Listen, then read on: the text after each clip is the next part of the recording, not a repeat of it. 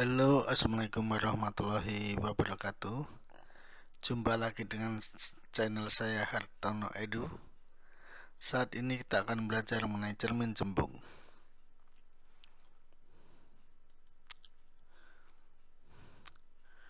Definisi cermin cembung. Cermin cembung adalah cermin yang permukaannya cembung dan bersifat divergen atau menyebarkan sinar. Cermin cembung hanya dapat membentuk bayangan maya dari sebuah benda.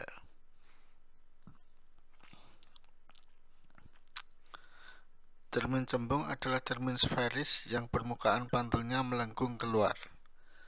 Cermin cembung memiliki fokus negatif sehingga merupakan cermin divergen yang sifatnya mengumpulkan cahaya.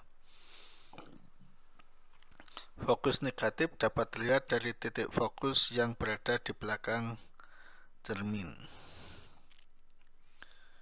Nah, inilah sketsa pembentukan bayangan pada cermin cembung. Kita lanjut. Manfaat cermin cembung yang pertama, kacamata hitam, kaca pembesar, spion kendaraan, penerangan jalan, keratometer, lensa kamera, mikroskop, kaca pengawas.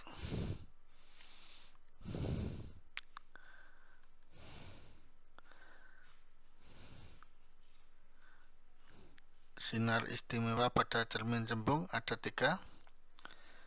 Yang pertama, sinar datang sejajar sumbu utama dipantulkan seolah-olah dari titik fokus. Yang kedua, sinar datang menuju titik fokus dipantulkan seolah-olah sejajar dengan sinar datang menuju titik fokus dipantulkan sejajar sumbu utama. Yang ketiga, sinar datang menuju titik pusat kelengkungan cermin akan dipantulkan kembali lewat titik yang sama. Lanjut, rumus cermin cembung. Rumusnya sama dengan cermin cekung ya. 1/SO plus 1/SI sama dengan 1/F atau 1/SO tambah 1/SI sama dengan 2/R. Untuk perbesaran M sama dengan SI/SO atau HI/HO. Lanjut. Cermin cembung dibagi menjadi beberapa ruang atau segmen. Ruang ini akan menentukan banyak hal pada cermin. Misalnya di mana bayangan akan muncul serta sifat-sifatnya. Secara garis besar kita harus tahu terlebih dahulu mana depan cermin, belakang cermin, dan posisi masing-masing ruang. Coba diperhatikan ya, gambar sketsa pembentukan bayangan di bawah ini ya. Ya, gambar sketsa maksudnya. Ruang di depan cermin adalah ruang 4 ya. Sementara di belakang cermin ada ruang 1, ruang 2, dan ruang 3.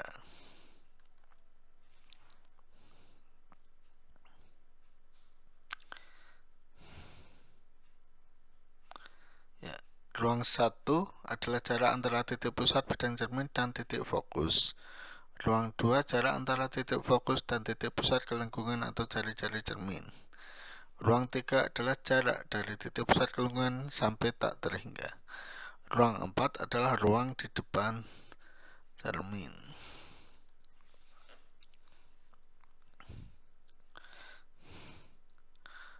Aturan ruang cermin cembung. Aturan ruang pada cermin akan membantu kita untuk menentukan posisi dan sifat bayangan. Nah, aturan ruangnya sama dengan di cermin cekung ya. Ruang benda tambah ruang bayangan sama dengan 5.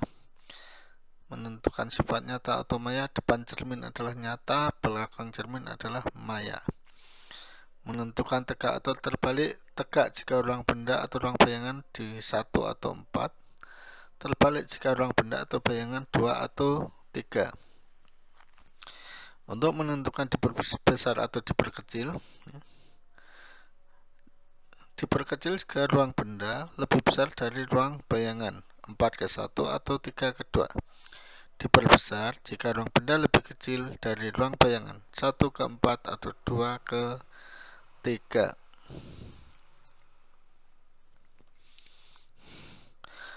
Pembentukan bayangan cermin cembung. Coba perhatikan sketsa pembentukan bayangan ya. Sifat bayangan akan selalu bersifat maya, tegak, diperkecil karena benda selalu di ruang 4, tidak mungkin di belakang cermin.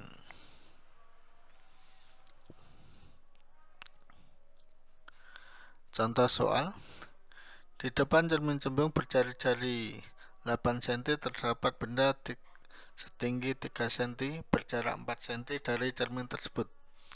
Tentukan letak, tinggi, dan sifat bayangan.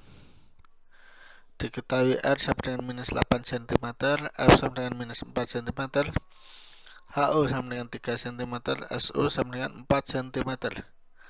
Ditanyakan SI, HI, dan sifat bayangan.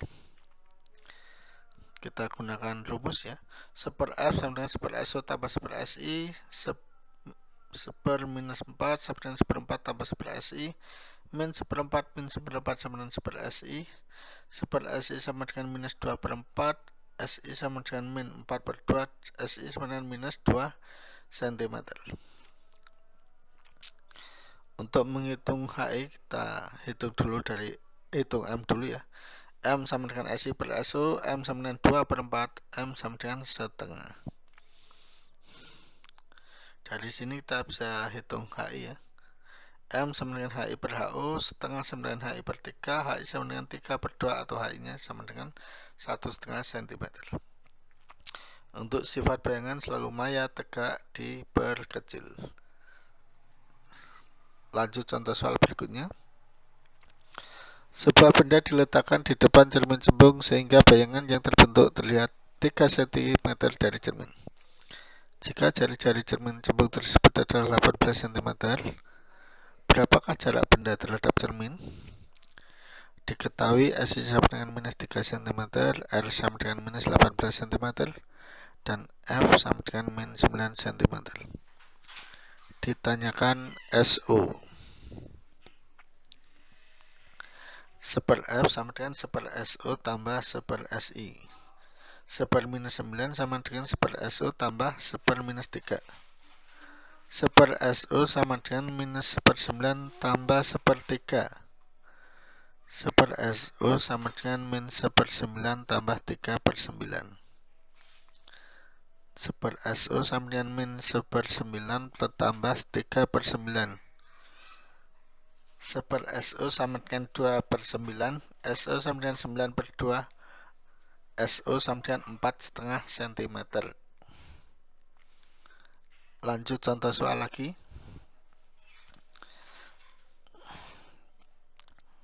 Bayangan sebuah truk terlihat pada kaca spion sebuah mobil.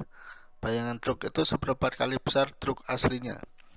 Jika jarak truk dan kaca spion 2,4 meter, berapakah jari-jari kaca spion?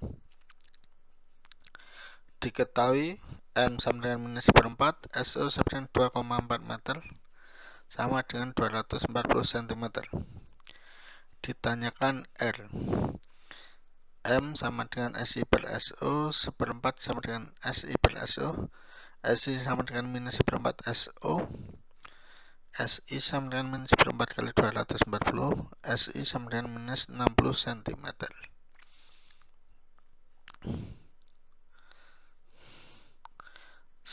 F sama dengan 1/SO tambah 1/SI, 1/F sama dengan 1/240 minus 1/60.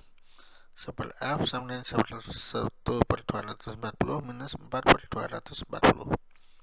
1/F sama dengan min 3/240. F nya sama dengan min 240 bagi 3. F sama dengan minus 80 cm.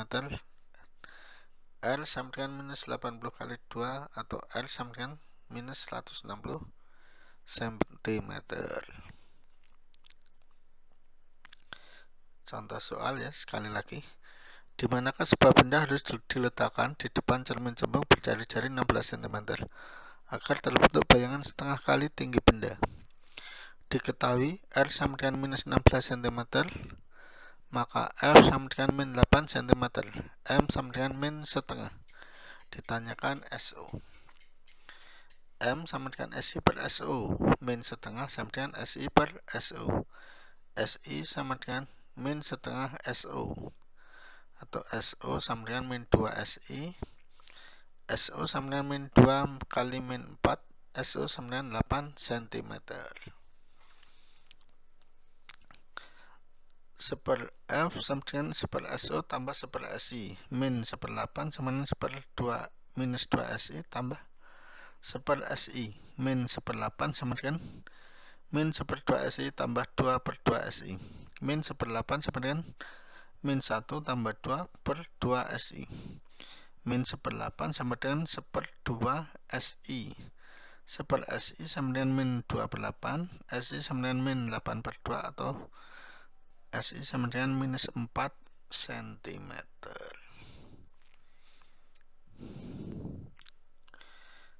SO sama dengan minus 2 kali min 4, SO sama dengan 8 cm.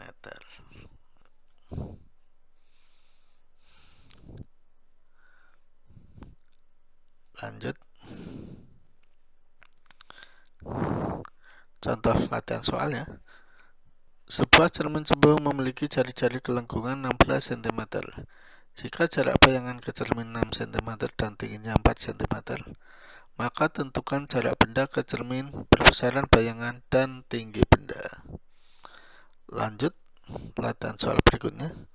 Sebuah benda diletakkan 30 cm di depan cermin cembung. Jika jari-jari kelengkungan cermin 30 cm, tentukan jarak bayangan, perbesaran bayangan, dan sifat bayangan. Satu soal lagi ya. Diketahui sebuah cermin cembung memiliki panjang titik fokus 4 cm. Jika sebuah benda setinggi 5 cm diletakkan di depan sebuah cermin cembung sejauh 4 cm, tentukan jarak bayangan, perbesaran, tinggi bayangan, dan sifat bayangan. Terima kasih, selamat belajar.